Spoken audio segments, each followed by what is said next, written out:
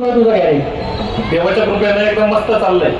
आणि तू जे काय ऑनलाईन मध्ये पैसे जिंकला होतास ना, त्या पैशातनं गाडी घेतली होतीस ना, मजा आहे की तुझी बाबा.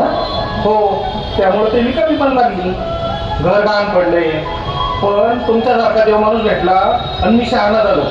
त्यामुळं या खेळाला कोपऱ्यापासून राम राम. आपल्या कष्टाची भाजी भाकरीच बरी, फुकटचा पैसा नकोच बाबा.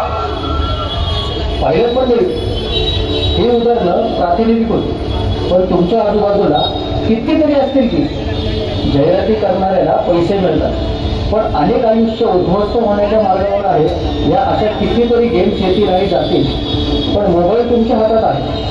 या अशा अनेकांना कितपत बळी पडायचं हे आता तुम्हीच ठरवा. आता ह्याला तुम्हालाच हरवायचं, मोहावर विजय तुम्हालाच मिळवायचा आहे.